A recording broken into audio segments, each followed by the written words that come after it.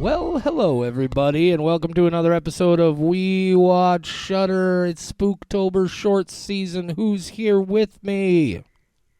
It's me. It's Michelle, but I'm very sleepy. Yeah, we've been at this for a while yet this evening. We more or less recorded this entire week episodes in one session. We've been doing that. We gotta get the energy up, JD. We gotta get out. the energy up. We, you guys, look, you know what the game is by now. We're watching short films. This week, our short film gimmick is fan films for popular horror franchises. We've done Friday the 13th. We've done Nightmare on Elm Street. We've done Hellraiser. We've done Texas Chainsaw Massacre. Today, we're doing Child's Play / Chucky. Michelle, tell everybody about the movie. Do what I say. Okay. You said get the energy up.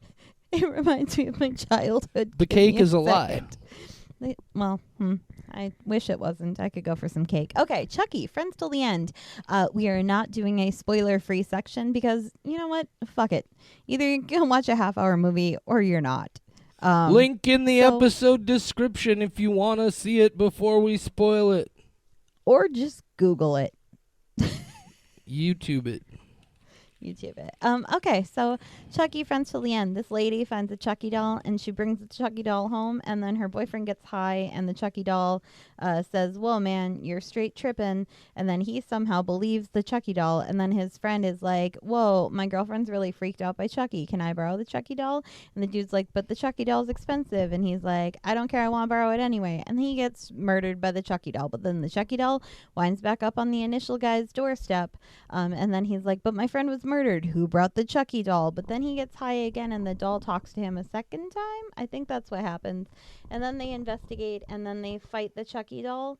And there's a whole thing where Chucky goes to talk to the guy who did all the witchcraft shit. And I think eventually they get away from the Chucky doll. The end. Yeah, this is another one that in certain ways similar to Family Recipe. Feels like they did a lot of things that were almost like they were trying to do a little bit of a reenactment here. Like maybe I misunderstood, but wasn't the guy who put himself into the Chucky doll, the good guy doll at the beginning of this film, wasn't that supposed to be Charles Lee Ray? That's what I thought, but I'm not super familiar with the Chucky lore. I've seen the movies, but I don't remember a lot about them. I do have to say that the guy who did Charles Lee Ray's voice / Chucky is very good impression in this film. Yeah, and it's this is also this is far and away the most shall we say independent of the fan films we've talked about this week. Looks like it was shot entirely on video, maybe on iPhones, which I mean, good for you. Use the technology available to you, or maybe it almost feels like it's a little bit older and was shot on more traditional video camera sort of footage. But it's again, it also feels like maybe even almost a student film in certain ways. You definitely see some signs of emerging technique, but it looks like they're also just having a good time experimenting with some things, understanding their limitations and working with what they have available. The Child's Play franchise is a bit of a blind spot for me. I've seen the original film a couple of times. I've seen 2 and 3 once each, and I've seen. Is it Bride of Chucky? That's the first one after it becomes the Chucky franchise. Whatever that first one is. I've seen that, and then I haven't seen any of them since then. What I have seen is I saw the first 2 seasons of the Chucky TV show, and that shit is fucking great. So I think I'm going to spend some time revisiting those.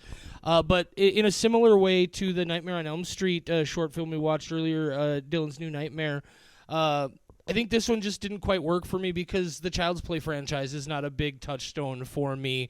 I thought it was effectively done. I respect and appreciate the ambition. But Chucky is just a franchise that has never really been high on my scale of things.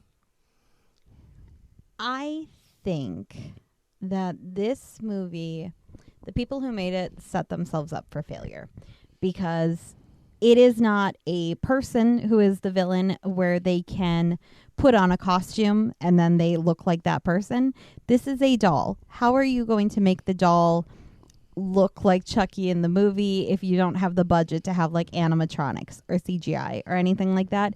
There's very little Chucky in this Chucky movie. You see like an arm. You don't really see murder happen. You see the doll's hands completely separated from the rest of the doll so that I can show them like choking out the guy. I think they really made it hard on themselves choosing Chucky. However, I got curious, and like we have been doing with a lot of these fan films, because they're just YouTube channels that we have stumbled across. So it's also not like these people are out there being like, pay us $20 for this film, because then I'd be like, no, fuck off.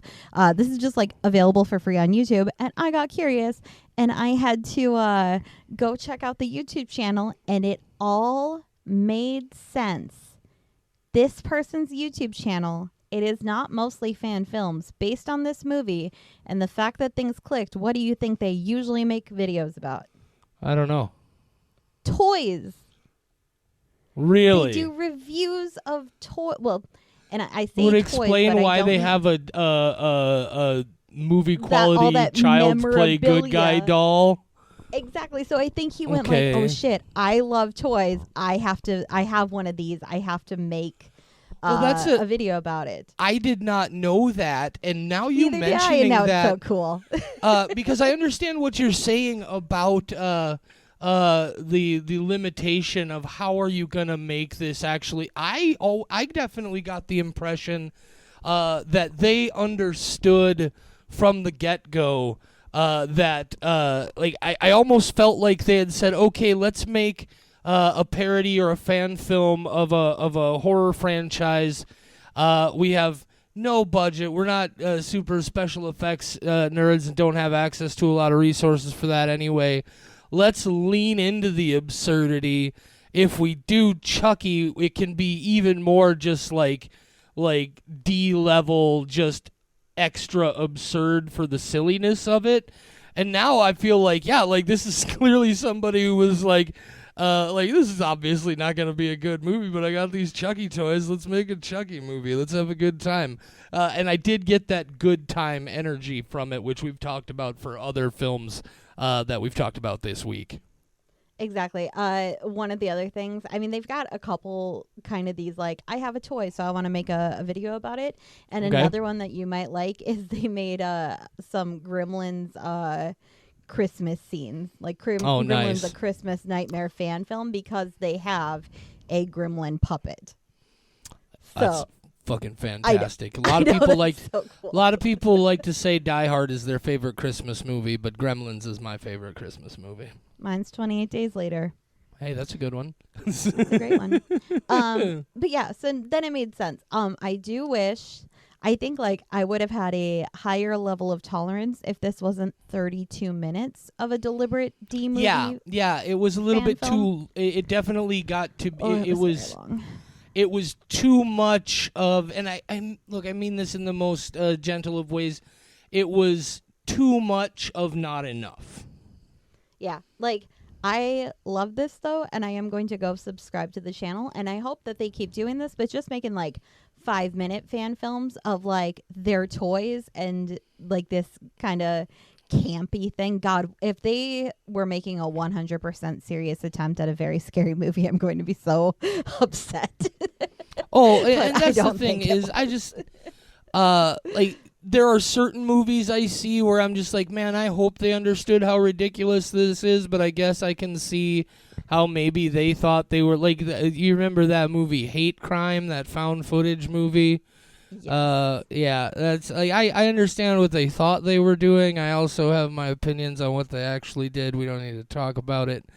But no, there's just so much about this that's just so obviously silly that I find it impossible to believe that they didn't know exactly what they were doing. I think the big giveaway for me is that 99% of this movie takes place in broad daylight. Right. They're like, oh man, it's the scariest time of the scariest time for a haunted doll movie, Monday at 2 p.m. Right. You're like, oh man, that's so scary. Yeah, I think it was deliberately. Yeah, and so so I'm actually slowly trying to figure out what I'm going to be doing. We're recording this as I speak at just shy of 2 a.m. on October 2nd. And I just watched Beau is Afraid for the first time as my first entry in my personal Spooktober viewing. And I've been talking about getting into some franchises that have been blind spots for me because I think they're not necessarily my vibe, but also as somebody who wants to be at least somewhat respected for his opinions on horror, I feel like I should at least be familiar with them. And I think I'm definitely doing the Saw films. I'm going to watch all 10 of the Saw films. I've only ever seen the first one previously. And I think I might hope that you like the second one. I think really I might, so. even though, like I said, I've seen the first one a couple of times and I've seen a couple of the others once.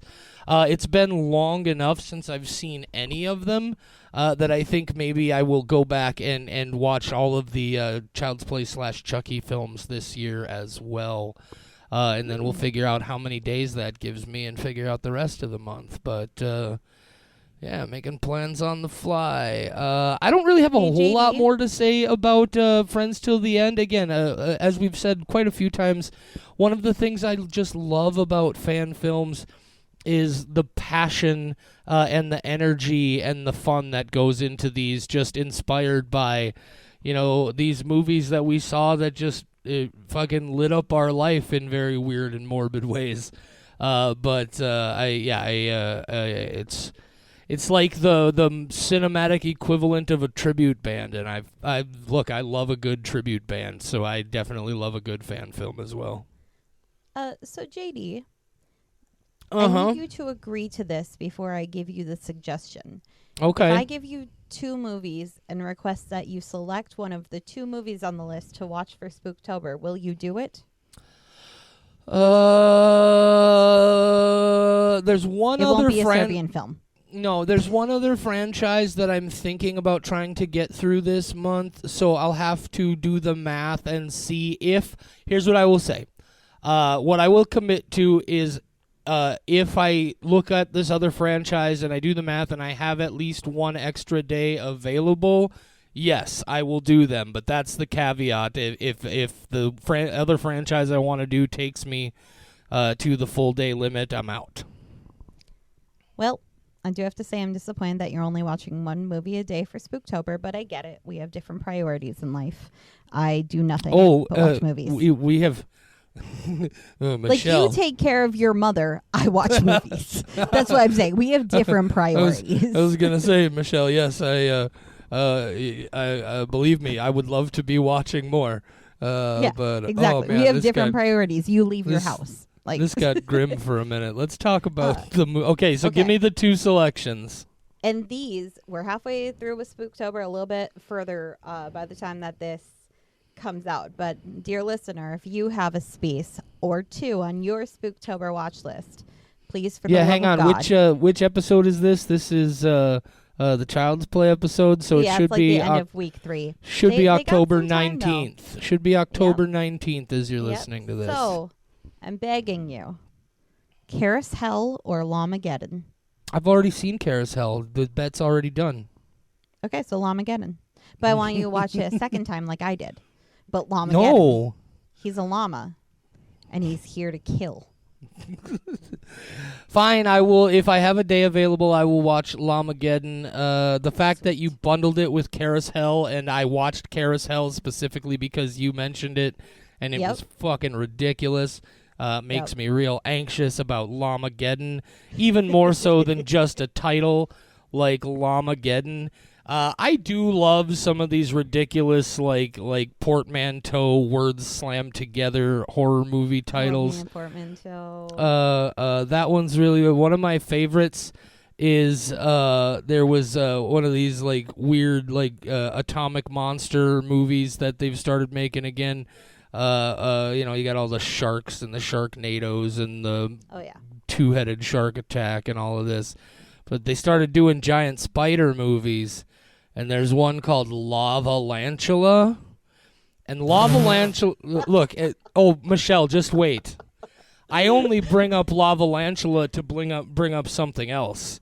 That's just where we're starting. Lava-Lantula is okay. It's silly. It is what it is. It's right up there with all these other absurd things. But they made, there was a movie that was just called Big Ass Spider. That was pretty fucking, I thought that was funny. They made a sequel to Lava-Lantula. What do you think it was titled, Michelle? Well, I am currently developing a very good idea for a spider movie, so I've got that in my head, and I don't want it to be the same name, so I won't guess, because I have probably a better movie idea in my head right now. The title of the sequel to Lava-Lantula is Two Lava, Two Lantula.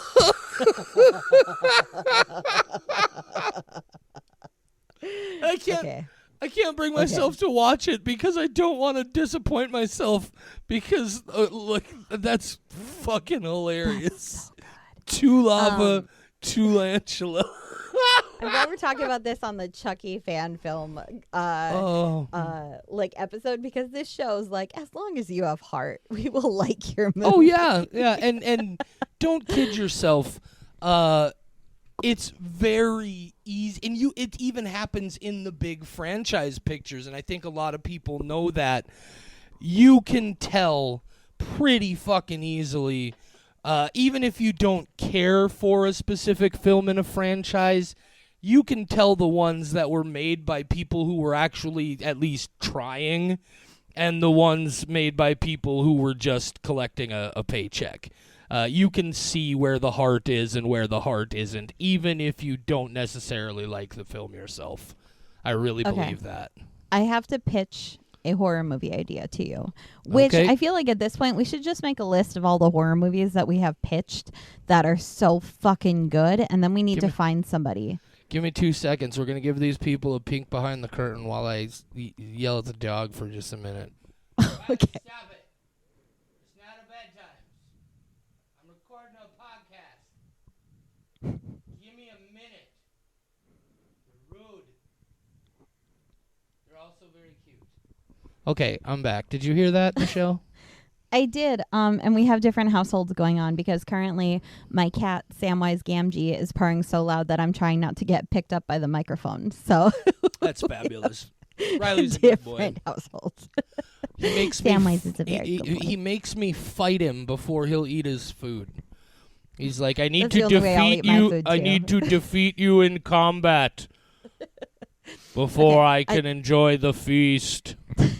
That can be added to our horror movie list, because someday somebody's going to approach us and they're be like, you know so much about movies. We need your idea on what we should make, and we can have a list ready, because like that shark movie, we came up with some good stuff when we talked about the shark exploitation documentary. Okay, here's my idea.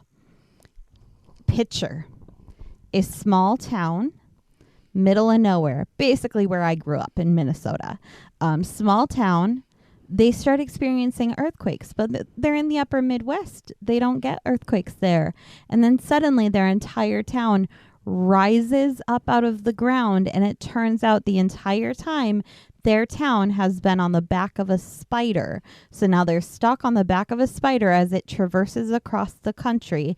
And there are all sorts of things that would be problematic in that situation, because now their entire infrastructure is fucked up. People are falling off the back of the spider and they're dying. So they're trying to get down carefully. And also, like, you know, if there's a lot of problems when your town is suddenly a spider. And we call it tarantula. You want to give this movie a score, Michelle, so we can get out of here? Tarantula is a 5 out of 5. I will Thank you for asking. stab you. Oh, my God.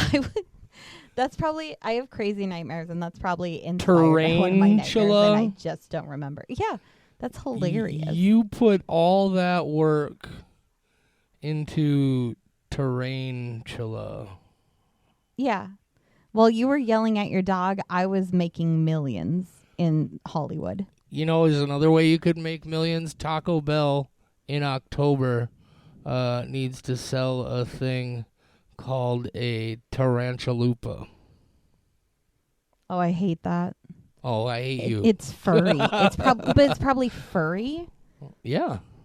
Yeah. Oh God. Okay, let's give this Anyway, movie a score. You go first. For this one, I'm going 3 skulls on this one. It's not incredible, but it's better than it's not, and whatever that means. And I again, I've said it plenty of times, and I genuinely mean it. I love the spirit of this. I appreciate what's being done here.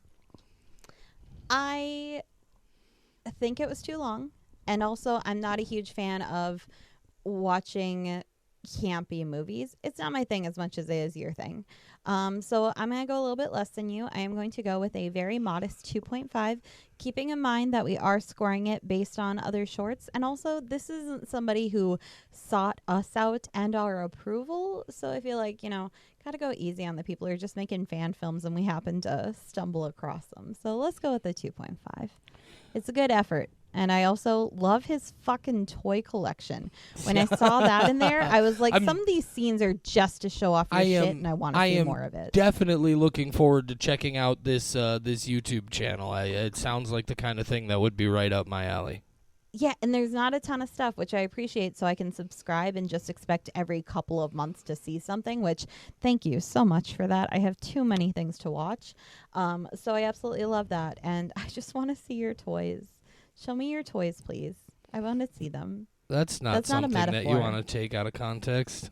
It's not a metaphor. Show me your toys. Okay, this is why we don't record until 2 in the morning. This I got should probably weird. go sleep. I have meetings.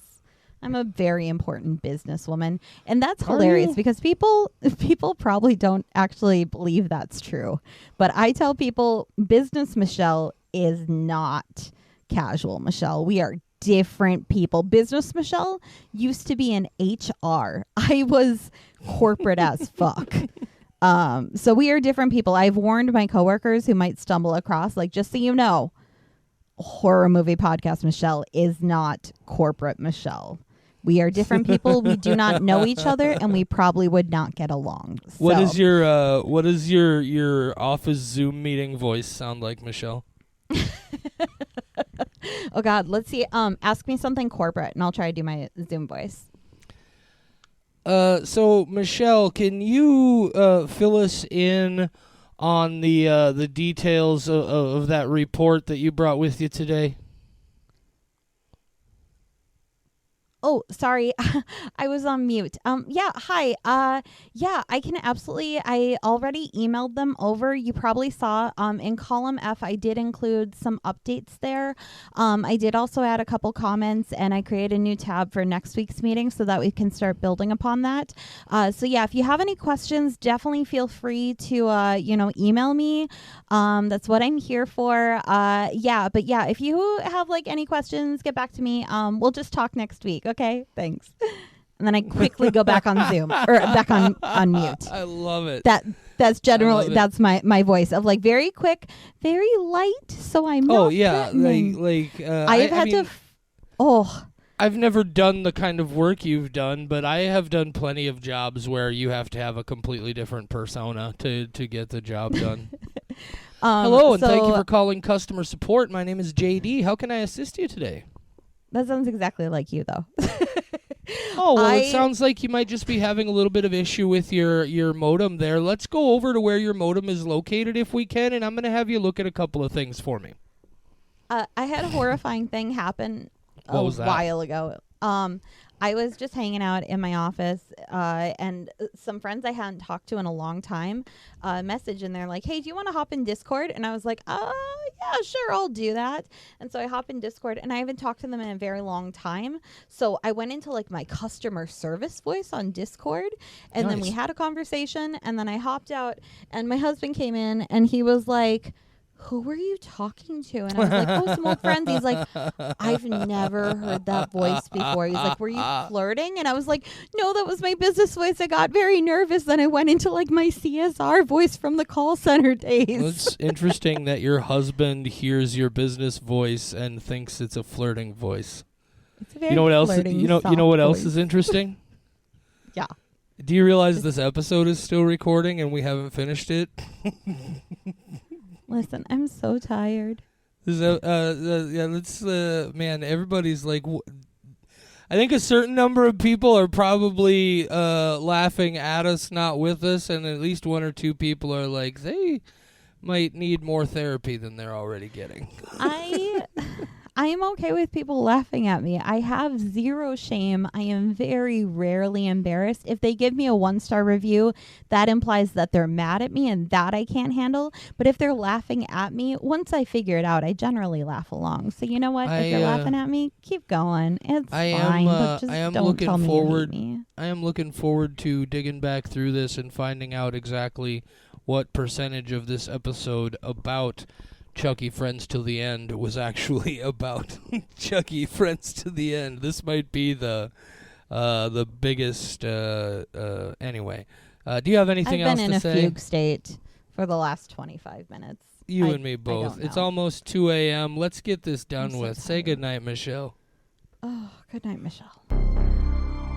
We Watch Shudder is a production of Rat Factory Media, your home for all of today's Rat Factoryist podcasts. The views and opinions of the hosts and guests of We Watch Shudder are their own and do not necessarily reflect the views and opinions of Rat Factory Media. But wait, aren't Rat Factory Media and We Watch Shudder the same people? Shut your cake hole, Charlie. Nobody asked you. We Watch Shudder is available free on all major podcast platforms, and the easiest way to support We Watch Shudder is also free. Just leave a rating and review on your platform of choice. Merge your consciousness with ours on Facebook, Instagram, TikTok, and Twitter. We're at We Watch Shudder on all those social media platforms. Or find us the old-fashioned way, on the web at wewatchshudder.com or by email at mail@wewatchshudder.com. Heck, you can even leave us a voicemail at 701-566-9510. No, seriously, 701-566-9510. Try it if you dare.